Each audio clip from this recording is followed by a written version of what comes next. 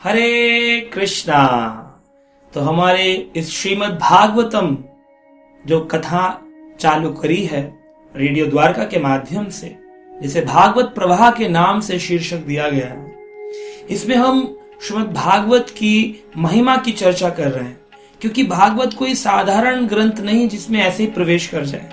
तो उसके लिए हमने अपने पिछले एपिसोड में भी चर्चा किया कि भागवत की महिमा क्या है, कैसे भागवत एक समुद्र में, संसार में सेतु का काम करता है। आइए सुनते हैं श्रीमद् भागवत की महिमा, जो कि पद्म पुराण के माध्यम से संसार के लोगों के लिए प्रकट होती है।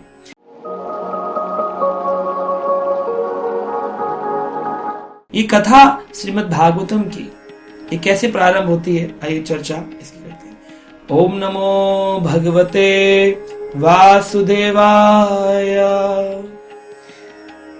भगवान कृष्ण भगवान वासुदेव की महिमाओं का गान करती श्रीमद् भागवतम बताते हैं कि ये कथा राजा परीक्षित, जो कि पांडवों के आखिरी वंशज थे, और परीक्षित महाराज अभिमन्यु के पुत्र, जिन्होंने अपनी मां की गर्भ में ही भगवान का दर्शन किया था, उत्तरा की गर्भ में। तो जब अश्वत्थामा ने ब्रह्मास्त्र छोड़ दिया था, तो उत्तरा की गर्भ में भगवान श्री कृष्ण ने इनकी रक्षा करी थी। इन्हें विष्णु रात भी कहते हैं। ये परीक्षित जो थे बचपन से ही अच्छे भक्त थे।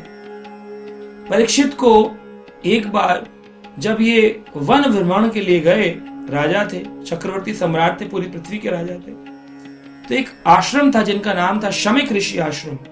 वहां पे एक ऋषि थे, शमीक ऋषि। वो बैठ करके भजन ध्यान कर रहे थे।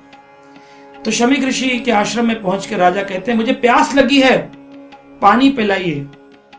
लेकिन पानी ना पिलाने पर उनको क्रोध आ गया। उन्होंने कहा, राजा जो है वो सबसे बड़ा होता है, ऐसी धृष्टता करते हो कि तुम राजा को जल नहीं दे रहे हो।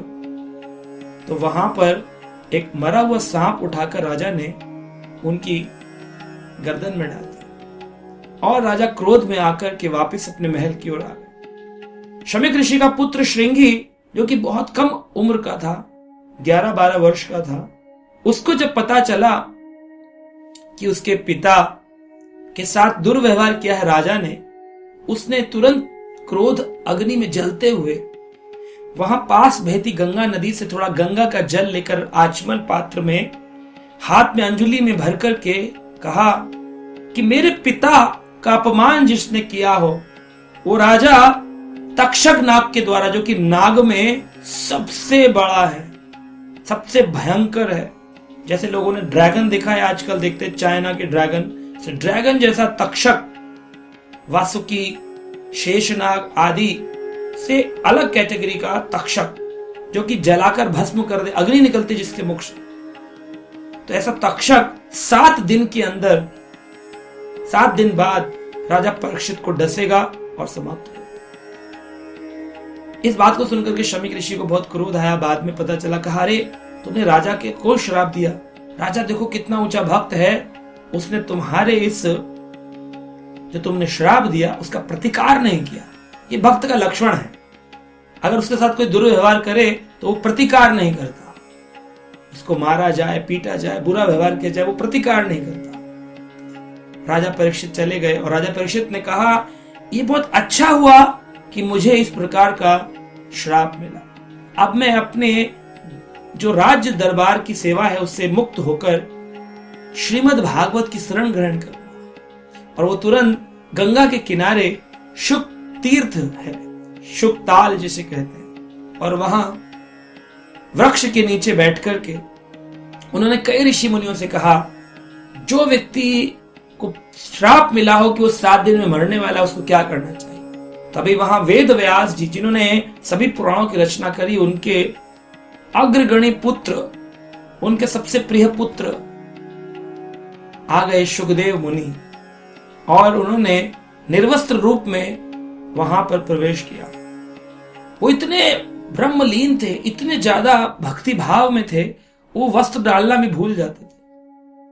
लोग उन्हें पत्थर मारते थे, वो कोई जवाब नहीं देते थे। जैसे आकर के वो आसन पर बैठे, परीक्षित ने प्रश्न पूछना शुरू किया कि हे सुखदेव मुनि, किसी व्यक्ति की मृत्यु अगर 7 दिन में होनी हो तो उस व्यक्ति को क्या करना चाहिए, और जिसकी 7 दिन में ना होनी हो उसको क्या करना चाहिए। हम देखें तो हर व्यक्ति की मृत्यु 7 दिन में होती है। Sunday, Monday, Tuesday, Wednesday, Thursday, Friday, सब हफ्ते जो है सप्ताह के 7 दिन में ही व्यक्ति को मरना है, कभी ना कभी। तो इस प्रकार उन्होंने उस बुरे वक्त का सदुपयोग किया, और जैसे ही भागवत शुरू हुआ, अभी शुरू भी नहीं हुआ था, मंगलाचरण पढ़ा जा रहा था, इतने में ही जो देवता थे वो उतर आए और देवताओं ने कहा, रुको रुको सुखदेव मुनि, कथा मत सुनाना। परीक्षित को श्राप मिला है कि तक्षक डस लेगा, इसकी मृत्यु आने वाली है, हम इसका हल दे देते हैं। अमृत कलश लेकर आए हैं, हमारे स्वर्ग का अमृत है, इस कलश को में से जितना अमृत चाहे पी ले। अमृत यानी कि अभी कभी ये मृत नहीं होंगे, मरेंगे नहीं, अमृत अमर हो जाएंगे।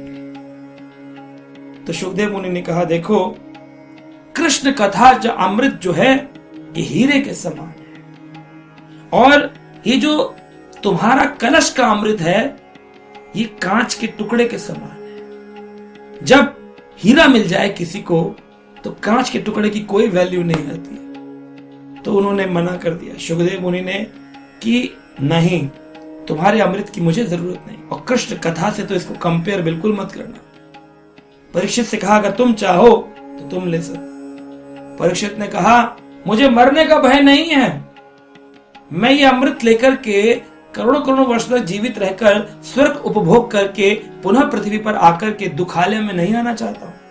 मैं हरि कथा का श्रवण करके सदा के लिए हरिधाम वैकुंठ गोलोक धाम में प्रवेश करना चाहता हूं। इस प्रकार उन्होंने अमृत को रिजेक्ट कर दिया। अगर हमारे सामने ऐसा मौका है कि हमें अमृत पीने का मौका हो और इधर हरि कथा चल रही हो, दुनिया भाग जाएगी, क्योंकि वो हरि कथा श्रीमद् भागवत की महिमा मंडित, उनकी योग्यता, श्रीमद् भागवत पुराण का जो ज्ञान है उसके बारे में मालूम नहीं संसार को। और वही हम देने का इस एपिसोड के, इन एपिसोड्स के माध्यम से प्रयास करेंगे। आप सुनते रहिए, श्रीमद् भागवत कथा की महिमा चल रही है, फिर शुरू होगा श्रीमद् भागवत प्रसंग, और इसकी गहराई इतनी है कि हृदय पूरा द्रवित हो जाएगा, भक्ति भावना प्रकट हो जाएगी। संसार में इतना बड़ा ज्ञान कोई ज्ञान नहीं जितना बड़ा है श्रीमद् भागवतम। हरे कृष्ण।